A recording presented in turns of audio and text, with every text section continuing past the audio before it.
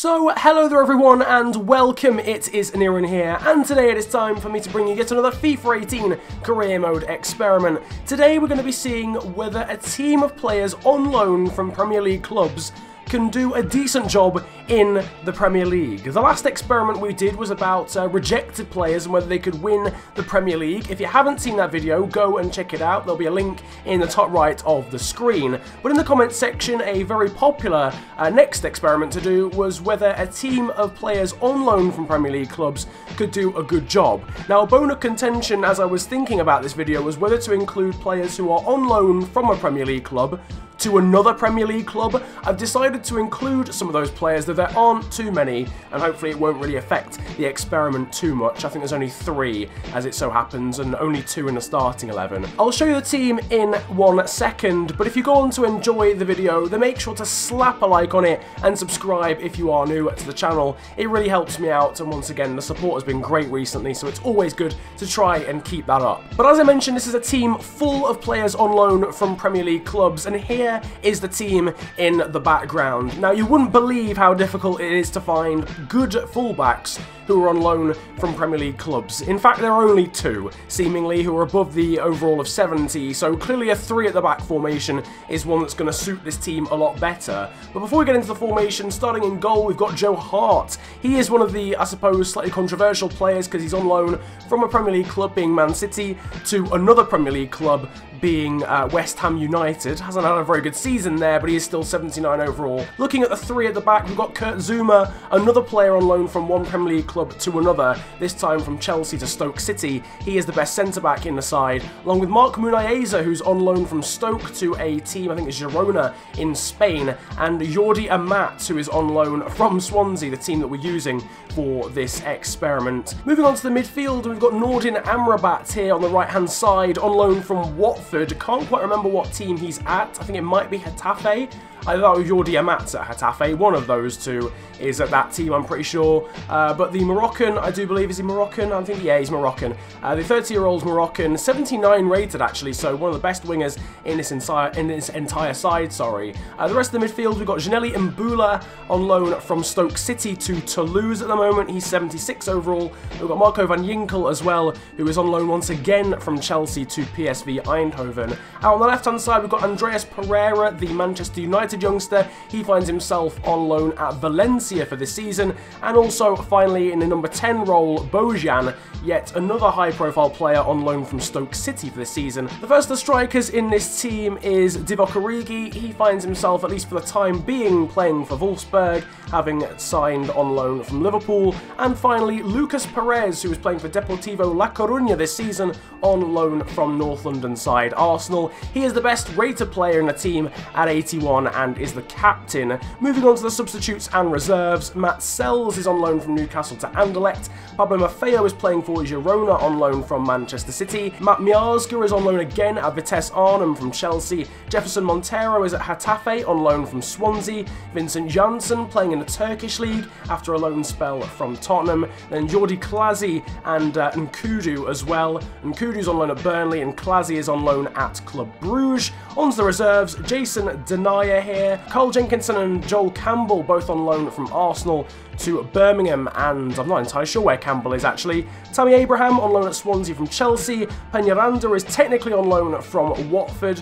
We've got Sam Johnston on loan from United, Thomas Callas on loan from Chelsea to Fulham, Henry Onyekuru on loan from Everton to Anderlecht, and finally Ruben Loftus-Cheek, yet another Chelsea player out on loan, this time to Crystal Palace. So it's a pretty decent side, to be honest with you, some very good players and also some very good depth. It's quite incredible to see how many decent players are on loan from the Premier League, so we'll have to see how they do across the season. Of course, this is their competition, the Premier League table. Can, though, this team of players on loan from Premier League sides survive in the Premier League? That is the question we are posing today. As per usual, we are going to sim to the halfway stage of the season to check up on them after roughly 19 or 20 games. Then we'll sim to the end of the season to see the actual result of the experiment before checking out the best performers in the side. So we have arrived then at the halfway stage of the season, and things are looking a little bit precarious for the team of loaned players. The actual objective for the start of the season was to finish in the Europa League spots, and we unfortunately are nowhere near. Spurs at the top of the table have been doing very well in experiments recently, and they are continuing that form. Only one loss in the first half of the season, a game in hand and already 6 points clear of Man City in second, and then Chelsea and Liverpool third and fourth. Swansea down in 15th only on 20 points and a lot closer to the relegation zone than they are to the halfway point of the table. I think they are having quite a bit of bad luck at the moment with injuries. Looking at the squad right now, you can see that Nordin Amrabat and Jordi Amat are both out injured. And centre-back wise, beyond those three, there really isn't too much in terms of quality. Matt Miazga is at least now 74 overall, but Denayer is 73, Callas is only 73. So for now though, we are going to sim to the second half of the season. We're going to sim to the end of it, to the end of the campaign, and see now whether the team of lone players can improve on their Premier League position and stay within England's top flight. So the end of the season has arrived, and this is how the table is looking. Overall then, it is a very underwhelming performance from the team of lone players, finishing down in 15th in the league overall, unfortunately not rising from where they were at the halfway stage of the season, though thankfully at least not falling any further down the table. But as I said, pretty underwhelming. I feel like they have underperformed. There were some very good players in that side, the likes of Zouma, Joe Hart, Lucas Perez, Nordin Amrabat, all pushing that 80 overall mark. The likes of Van Ginkel as well, I think, had already reached it by the halfway stage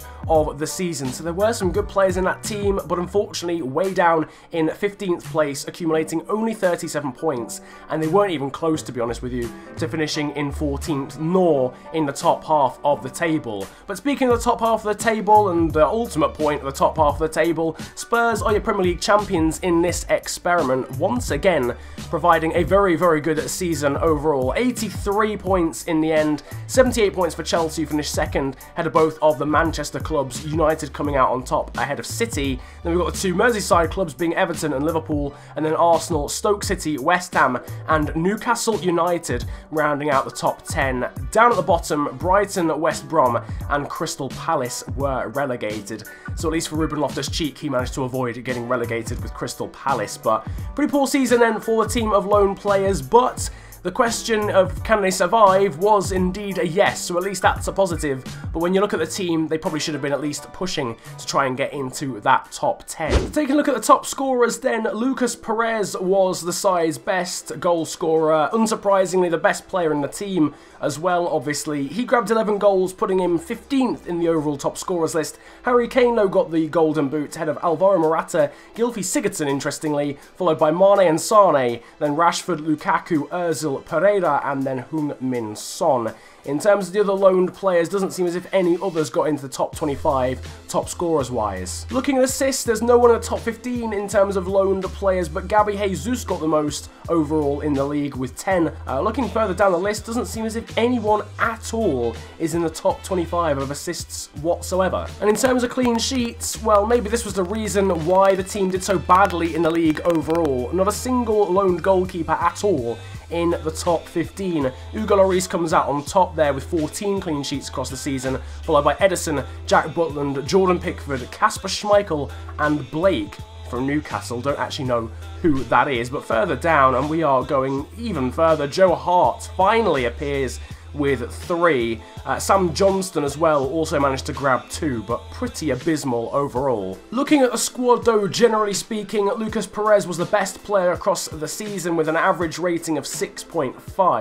Divock Origi, Pablo Maffeo and Jefferson Montero then following that up with 6.3. Then Vincent Janssen, Andreas Pereira, Henry even Onyekuru and Jordi Klasi, but overall those average ratings are pretty poor. Looking at goals scored, we'll obviously know Lucas Perez got the most with 11, Jefferson Montero grabbed 6, Andreas Pereira and Bojan grabbed 5, then Divock Origi and Joel Campbell with 3, Peñaranda and Onyekuru with 2, and then Vincent Janssen, Nordin Amrabat, George Kevin Nkudu, Janelli Mbula, Marco Van Ginkel and Thomas Callas also getting goals across the season. So that is going to be it then for your experiment here today on FIFA 18. A team of players on loan from Premier League sides can in fact survive a Premier League season, but unfortunately they can't do too much more than that. But I hope you've enjoyed this experiment here today on the channel. If you have, then slap a like on it and subscribe, of course, if you are new to the channel. It's that big red button under the video. And feel free to leave your suggestions for future experiments that you'd like to see me do on this channel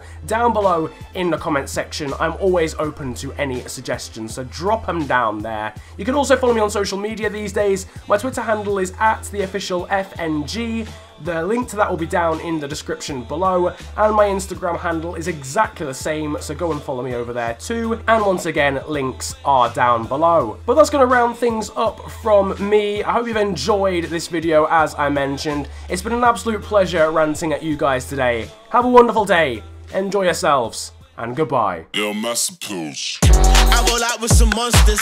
Looks like your team and you watchers. I do not roll with imposters. Sound like the man in the Oscars. I'm drunk off Henny and Fosters. I have a career, I am jobless. This bitch f me so hard, I might just end up unconscious. I like girls in lingerie, especially if it is crotchless. Bitch, I am the bigger picture. There is no way you can crop us.